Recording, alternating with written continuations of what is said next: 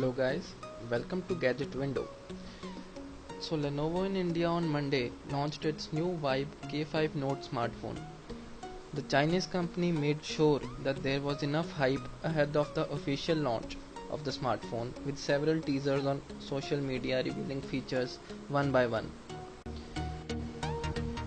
The new K5 Note has a lot of improvements over its predecessor, which was the Vibe K4 Note, as you all know, such as all metal unibody design this time around. The Lenovo K4 Note has been a popular device in its price segment, with the company recently claiming that it sold over 7 lakh units in India so far. So it will be interesting to see how well the K5 Note performs.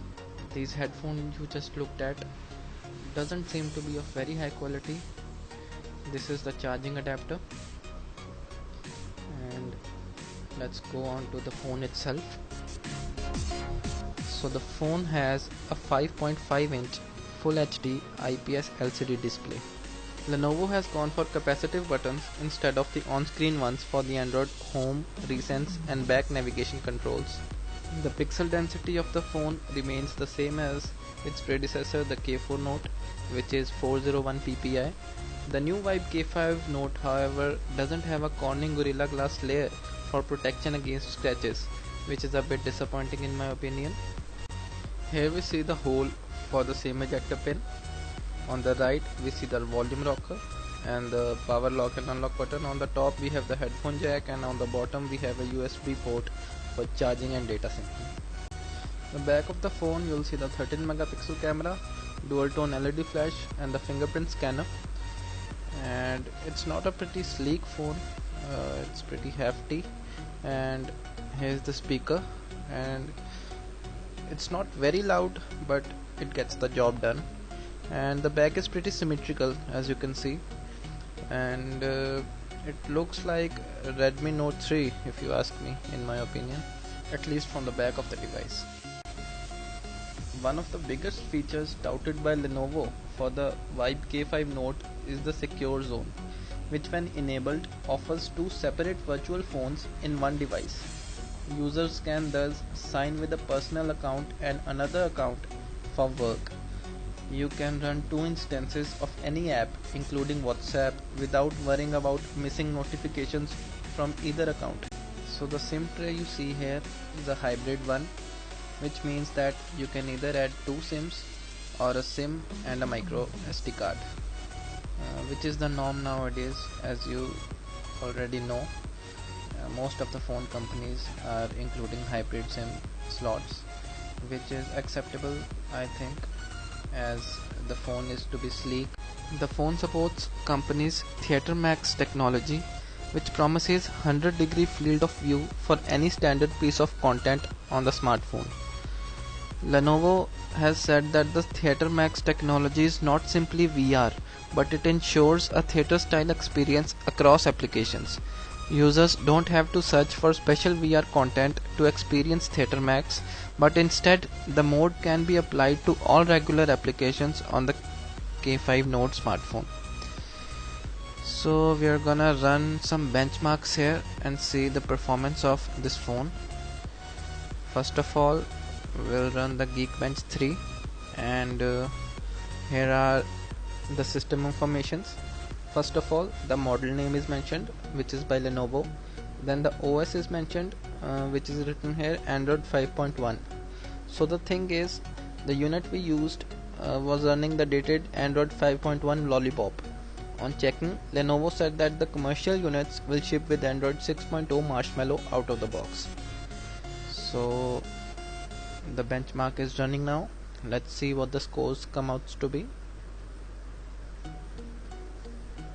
Let me put it aside for a second, and yeah, the scores are here. These are pretty respectable, and I think most of the games will run fine, and we'll check them out in a few minutes. Let's check the Antutu benchmark.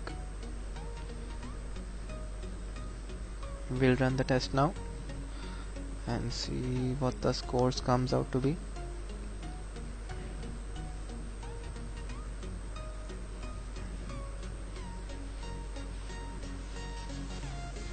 So the score came out 45,377, which is again pretty decent, and we'll put it to test in a few moments from now by playing some games. The phone actually supports an octa-core MediaTek Helio P10 processor clocked at 1.8 GHz, and it has a Mali T860 GPU. So I'm a bit worried about the gaming. Don't get me wrong here, the MediaTek processors are pretty good, but they lag a little bit behind when compared to Snapdragon ones. Now we'll test the multi-touch capacity of the phone. So 8, 9, 10. So the phone supports 10-point multi-touch, which is more than you could ask for. In the time we spent with the phone, we found the smartphone to be responsive to touch inputs and quick enough during multitasking. So let's play some games now. First of all, the GTA San Andreas. We all have played this game a lot during our childhoods, and I really love this game. Let's see how this phone performs while playing. Let me set this to max, and yeah, it's loading now.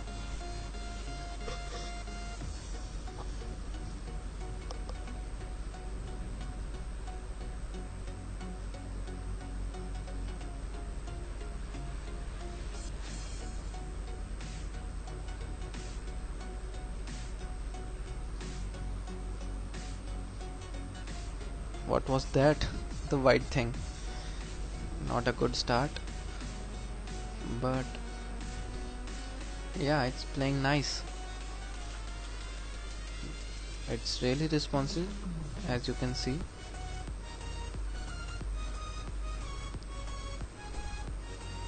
The moment I press the direction keys, the cycle is turning that way without any lag.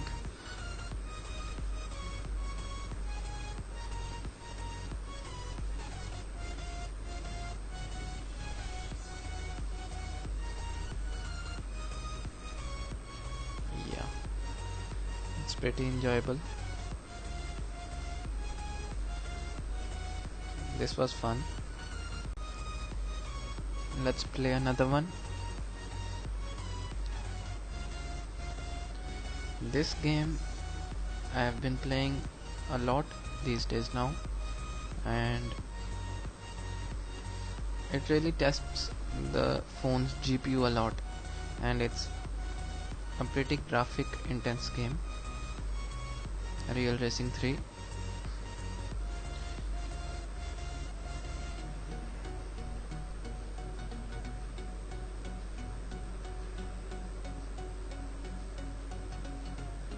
Yeah, let's go.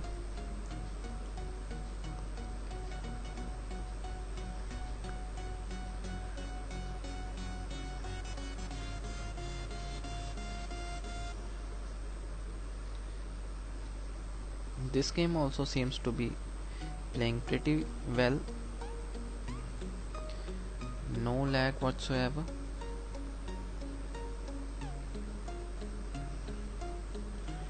I think this phone has passed the gaming test.